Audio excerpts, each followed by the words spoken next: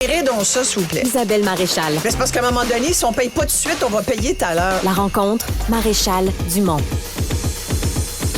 Bonjour Isabelle. Bonjour Mario. Alors, tu ris, on attend des informations, mais c'est en cours présentement à l'Université du Nevada. C'est sûr que pour des Québécois, une tuerie dans une université un 6 décembre, ça rappelle de douloureux souvenirs. Ça vient de sortir, en fait, cette nouvelle à l'effet qu'effectivement, aux États-Unis, à Las Vegas, à l'Université du Nevada, il y aurait eu un tireur fou qui aurait fait plusieurs victimes selon les dernières nouvelles.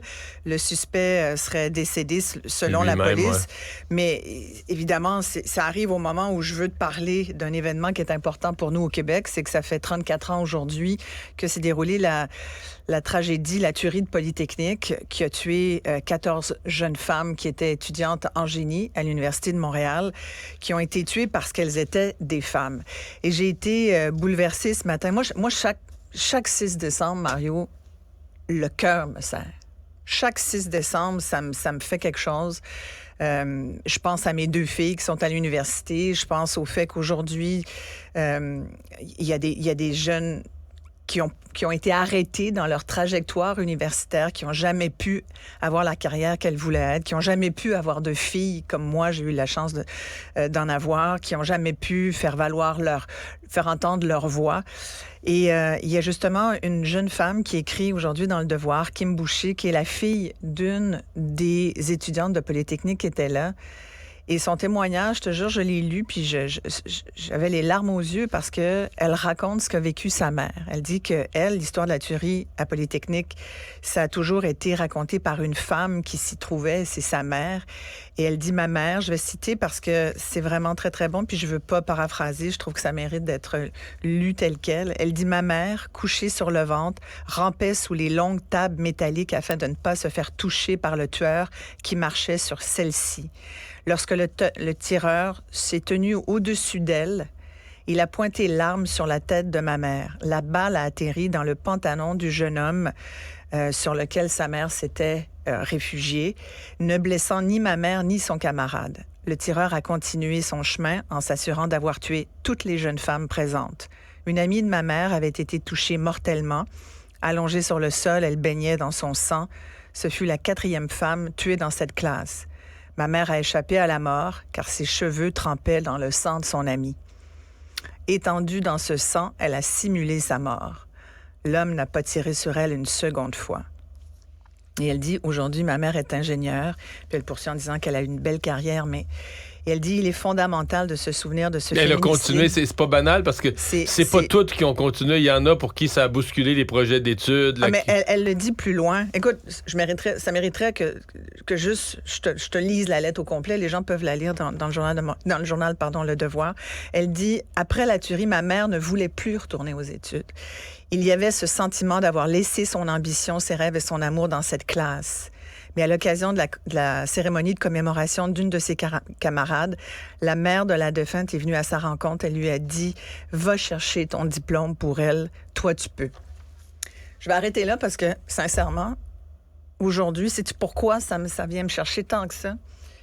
C'est que ça fait 34 ans, puis je me dis, aujourd'hui, là, puis ça, c'était avant la tuerie au Nevada. Oui, c'est aux États-Unis, puis oui, ça nous paraît loin, puis c'est les Américains, puis ils ont des armes, puis on est différents d'eux là-dessus. Mais c'est une université quand même. C'est une université. Puis on a eu, nous, on a eu Dawson. On n'est pas à l'abri de ça. Il y a des alertes régulièrement dans les cégeps ou les écoles secondaires. Il y en a eu cette année au Québec. Et ce qui vient me chercher, c'est que 34 ans plus tard, je me dis, est-ce qu'on a appris de ça et est-ce qu'on est à l'abri de ce genre de tuerie? Et malheureusement, la réponse, c'est non. Non, ça pourrait arriver encore demain. Il y a une espèce de... Et pourquoi?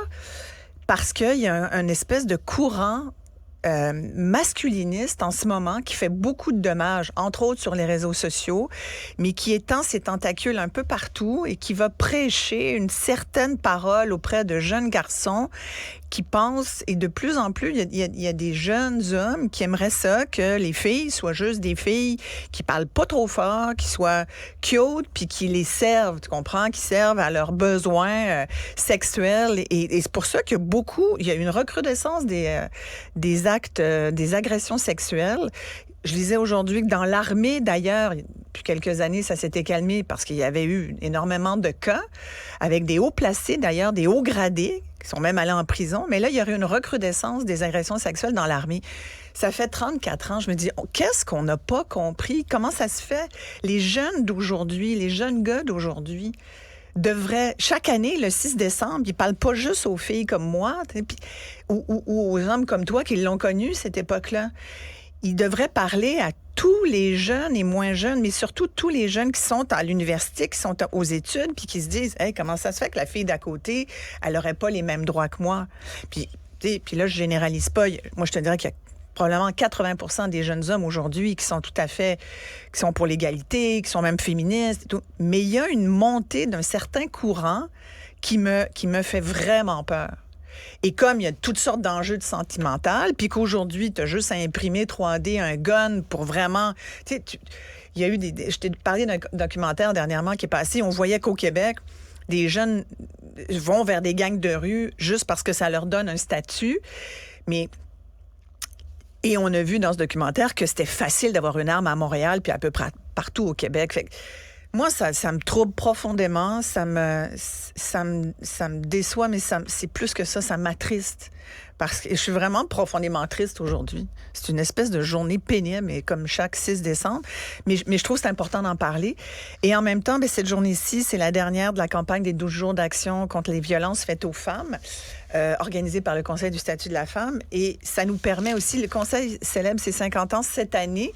Fait que c'est sûr, depuis les 50 dernières années, il y a quand même, il y a des gens qui vont dire, voyons, elle exagère, il y a eu des avancées énormes. C'est vrai. Puis tu regardes l'université aujourd'hui, c'est vrai qu'il y a beaucoup de femmes dans plein de programmes. Puis, donc, mais il y a surtout des femmes.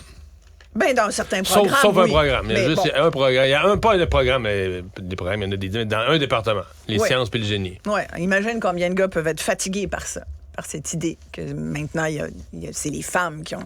Je le vois sur les réseaux sociaux, c'est ce discours de dire, voyons, elles prennent trop de place, il y a trop de féministes, on les entend parler trop fort. Il y a bien des gars qui... Mais il y a aussi des femmes qui disent tous les hommes sont des violeurs, puis des violeurs en puissance, puis des abuseurs, puis des violents. Là. Ça se dit aussi là, sur les réseaux sociaux. Ça se dit, j'en connais... Bon, en tout cas, ça se dit... Oui, il y a des extrémistes de tous bords, tous côtés. Tu comprends? Je pense que... Et je pense que les femmes qui pensent ça peuvent peut-être avoir aussi vécu des choses. Je pense que quand tu as été agressée sexuellement, ça se peut que tu as une image un peu particulière des hommes, tu sais, ça se peut que ça te tente pas de te coller tellement après des hommes, tu sais, mais oui, il faut éviter d'un bord comme de l'autre, je suis tout à fait d'accord, de tomber dans les sans nuances, puis de dire tout le monde dans le même panier, puis les hommes sont ci, puis les femmes sont ça. Mais je pense pas que le discours féministe s'est occupé à autre chose. On est beaucoup dans autre chose, je trouve, plutôt que... On est beaucoup dans la diversité, dans l'inclusion de toutes sortes de choses. Moi, je pense, entre autres, que tu vois, puis je vais le dire, même si c'est pas du tout politically correct de le dire, puis que j'ai probablement me faire insulter là-dessus. Je suis plus à ça près, mais bref, je pense qu'en ce moment, tout le discours non-genré, ça nuit aux femmes. Mais complètement. Si ça n'existe plus un homme, une femme, qu'est-ce qu'être féministe? T'sais, ça va même dans nos génériques d'émissions où... et puis là, je n'aimerais pas de diffuseur, mais il y a ce courant où on nous a dit... dans les génériques, on veut des génériques épicènes. C'est-à-dire, comme par exemple Claude ou René, ça peut aller... C'est un prénom épicène, ça peut être à la fois pour un homme ou pour une femme. Mais comme on est non-genré, on appelle ça épicène, ça veut dire ça décrit l'un ou l'autre. Donc, c'est des prénoms non-genrés. Donc, dans les génériques d'émissions, de plus en plus, on va biffer le mot réalisatrice, le mot productrice, le mot animatrice, puis on va mettre animation, on va mettre production, on va mettre réalisation. C'est non-genré pour pas froisser ceux qui estiment que le genre est une attaque à ce qu'ils sont. Moi, j'en connais des gens qui sont de la communauté LGBTQ2+. Il y a personne qui demande ça, là. Sincèrement. Moi, mes amis gays, là, ils me disent pas que... Oh, mon Dieu, quand je... Non, mais gay, c'est plus ça, là. Même, j'ai un ami fluide, là, queer. Puis, mais même, j'en connais aussi des trans. Je veux dire, ils revendiquent pas ça. On le voit avec le comité cette semaine. C'est un comité là, pour s'intéresser à la chose trans et LGBTQ2. Bon, le problème, c'est qu'il y a personne qui représente cette communauté-là sur le comité. Si tu me demandes, je trouve que, je fais un aparté ici, mais je trouve que ça n'a pas de bon sens. Il aurait dû falloir avoir au moins une personne. Puis je pense qu'ils sont assez capables aussi d'être objectifs. Mais il n'y a personne qui demandait ce comité-là, comme il n'y a personne qui demande à ce qu'on gomme le genre féminin de la place publique. Moi, je trouve que c'est dommage. Puis je trouve que ça finit par nous nuire. Et qu'on va de plus en plus aller dans de l'individualisme ghettoisé. Je trouve que c'est pas bon. C'est pas bon, mais on parle d'inclusion. Qui inclut qui, puis où, là? Moi, je trouve, au contraire, on est tout sauf dans l'inclusion. On est dans toi, t'es toi, puis toi, t'es toi, oui. Puis, tu sais, c'est chacun sa petite case. Alors que pour moi, l'inclusion, c'est tout le monde, c'est la même case dans le même lieu, tu comprends? Puis, alors que là, sur les réseaux sociaux, c'est chacun sa chambre d'écho, tout le monde se parle, t'as intérêt à être d'accord. Si t'es pas d'accord, t'es un pourri, t'es un sale, puis on va te sortir. Je veux dire, sincèrement, je trouve que c'est vraiment dommage qu'on en soit là. Et je voulais terminer quand même avec un beau modèle, parce que ça fait beaucoup jaser aujourd'hui, le fait que Taylor Swift... Une femme qui est bien en évidence aujourd'hui partout, là. Oui, c'est Taylor Swift qui fait la une du magazine Time, qui est aussi, je viens de te dire à quel point on termine l'année sur... on a l'impression que ça a été une année horribilus, puis c'est pas juste une impression, là. Entre autres choses, à part l'inflation, il y a les guerres, l'inflation, le monde qui a de la misère. Juste pour ça, j'aurais envie de dire aux gens, allez voir Revue et Corrigée, parce que ça nous permet d'en rire un peu. Mais tu vois, moi, ça fait 18 ans que je vois ce show-là, ce qui est au Rideau Vert. D'ailleurs, je vous le recommande chaleureusement. Et chaque année, ça finit toujours par une chorégraphie très lumineuse où il y a des confettis, des ballons. C'est toujours wouhou party. Puis là, cette année, c'est Diane Dufresne qui nous rappelle qu'on a besoin de l'oxygène. Donnez-nous de l'oxygène. Puis je trouvais que c'était ça. Donnez-nous de l'air, tu sais, un peu. Tu sais, on veut que les taux d'intérêt baissent. On veut que ça coûte moins cher à se nourrir et se loger. Alors, le Time, je pense, c'est allé là-dedans. Taylor Swift, c'est un phénomène à plusieurs égards. Là. Oui, mais pourquoi je te faisais cette espèce d'intro là-dessus, c'est que je pense que c'est aussi pourquoi elle, c'est elle a une belle année, tu comprends, puis c'est un beau modèle pour les jeunes femmes.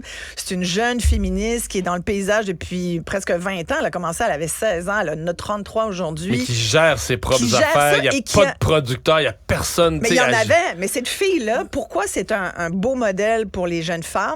C'est qu'elle a pris le contrôle de sa destinée. Cette fille-là est allée lutter contre Spotify en disant hey, c'est pas vrai que vous me donnerez des peanuts quand vous allez jouer, quand vous allez vendre mes tunes. C'est elle mes les a tunes. réenregistrées. Elle les a réenregistrées parce que son producteur voulait pas lui donner son book. Il y a plein de choses qu'elle a faites. Elle s'est opposée aussi à Ticketmaster, dont elle dit qu'il charge bien trop cher pour des spectacles. C'est une des premières, c'est pas la première à avoir... Tu sais, son film, dernièrement, démocratiser ses spectacles en disant, moi, je vais en faire un film. Vous avez peut-être pas les moyens de mettre plusieurs centaines. Cinéma. Mais vous allez voir au cinéma, vous aurez... Tu sais, c'est plus facile de sortir 20-25 $, puis si tu y vas le mardi, c'est encore moins cher. Attends, là, c'est mais là, mondial. les Swifties, ça n'a pas de bon sens, là. Les Swifties qui sont des jeunes filles. Tu sais, c'est le public de Marie-Mé, là. On s'entend, là. T'sais, moi, je suis pas une fan de Taylor Swift. Je connais ses tunes, par exemple. Mes filles qui sont dans la vingtaine à l'université sont pas des fans de Taylor Swift. Non, mais non. elle l'était quand elles étaient plus jeunes, quand elles étaient enfants. Parce que moi, ma fille est ma plus vieille, totalement en admiration. Est-ce une Swiftie? C'est-à-dire que c'est une admiration pour de la connaissance de toutes ces chansons jusqu'à l'admiration de la femme d'affaires qui se tient debout, qui fait ses affaires. Il n'y a personne qui dit quoi faire. Exact. Pour ça. En même temps, elle n'envoie pas promener personne. Non, elle le fait avec classe. Tout le temps. Elle a l'air tout le temps de bonne humeur, cette fille-là. Puis même quand elle te dit je récupère mon book, puis tu me payeras pas des peanuts, qu'elle s'adresse à son ex-producteur ou à Spotify, elle le fait, je trouve, avec élégance et quelques avocats quand même, mais elle a pas peur. Et elle le fait. Alors, je trouve que c'est un beau modèle. Puis, il y en a beaucoup qui commencent à questionner, ouais, mais pourquoi pas elle? D'abord, c'est la première fois qu'il y a une artiste qui est fait la une. Moi, tu sais, cette année, ça aurait été quoi? Tu sais, moi, j'essayais de voir qui aurait mérité... sincèrement, j'ai trouvé personne d'autre. T'sais, on a déjà vu la face de Poutine, on remettra pas celle de Trump. Les politiciens, il y en a moi, j'ai aucun trouvé que c'était un excellent Puis la choix. planète, à la rigueur, la planète, malheureusement, on aimerait qu'elle fasse plus souvent la une du Times, mais quand elle le fait, c'est pour des raisons, c'est malheureusement. Ridicule. La planète, c'est un tas de roches. Ben, tu sais, voilà. C'est les êtres humains qui doivent être sur Time. Moi, je pense qu'il faut que tu puisses te regarder dans la personne et puis dire, ah oui, tu sais, ça vaut ce que ça vaut aussi, la une du Time. Mais c'est quand même... ça parle de quelque chose. Voilà, puis c'est représentatif aussi de notre époque. Mais moi, j'étais bien content pour Taylor Swift. Ben oui, complètement. C'est plein de bon moi, sens. c'est une jeune femme, je trouve, qui a beaucoup, beaucoup d'allure, puis qui nous donne envie, qui donne envie aux jeunes de continuer, puis de pas avoir peur. T'sais, c'est comme si elle disait, hey, regarde, on est capable. T'sais, nous autres, entre nous, on se dit, t'es bonne, t'es belle, t'es fine, lâche pas, vas-y. C'est ça qu'on se dit. Merci, Isabelle. Et je sais que nous avons des alliés chez les hommes, comme toi, Mario, et comme plein d'autres hommes, comme mon chum. On a des alliés. C'est important d'avoir des alliés hommes, des jeunes et des moins jeunes qui sont d'accord avec le fait que les femmes méritent d'exister et que elles ne peuvent être la cible de qui que ce soit. Merci. Merci. À demain. Cet épisode est maintenant disponible en